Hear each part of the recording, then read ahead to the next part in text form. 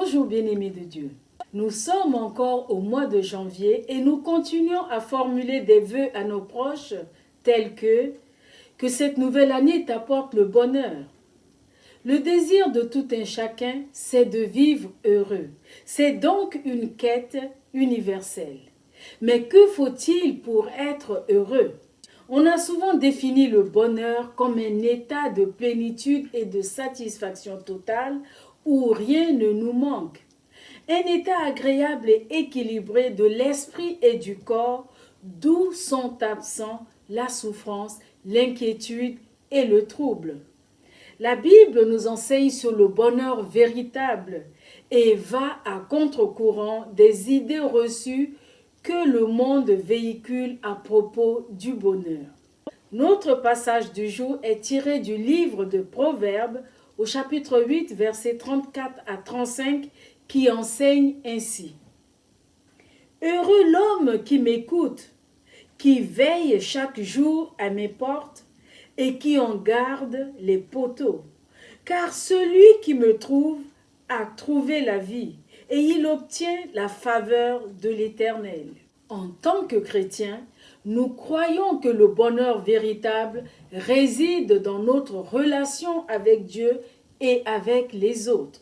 Lorsque Jésus prononce les béatitudes lors du sermon sur la montagne en Matthieu 5, beaucoup de ses auditeurs se posent des questions sur le sens de leur vie, sur la raison de leurs soucis quotidiens. Comment être heureux dans un pays occupé par des Romains? Comment peut-on déclarer heureux celui qui est pauvre, ou celui qui est malade, ou celui qui est en deuil, ou celui qui est persécuté, ou qui n'a pas de travail, ou qui a des soucis personnels ou familiaux? Jésus ne décrit pas un état, mais une disposition intérieure, car il n'évoque pas les pauvres matériellement, mais les pauvres en esprit. Le bonheur de l'Évangile n'est pas une négation absurde de la misère et souffrance humaine. Les croyants sont heureux, quelles que soient les épreuves qu'ils peuvent connaître, parce qu'ils savent qu'aucune détresse ne peut changer leur relation avec Dieu en Jésus-Christ. Le bonheur ne dépend pas de ce que nous faisons, ni de ce que nous sommes, ni du regard des autres, ni des événements de la vie. C'est une bénédiction de Dieu, une grâce qui se reçoit même au cœur de l'épreuve, car notre bonheur dépend de notre relation avec Dieu et de notre confiance en lui. Matthieu 6, 33 nous invite à chercher d'abord le royaume de Dieu en ces termes. Cherchez premièrement le royaume et la justice de Dieu, et toutes ces choses vous seront données par-dessus. Et le Seigneur Jésus de nous dire lui-même en Jean 14, 27, « Je vous laisse la paix, je vous donne ma paix. Je ne vous donne pas comme le monde donne, que votre cœur ne se trouble point et ne s'alarme point. » Bien-aimés de Dieu, le bonheur authentique est un mode de vie, une attitude, une disposition du cœur.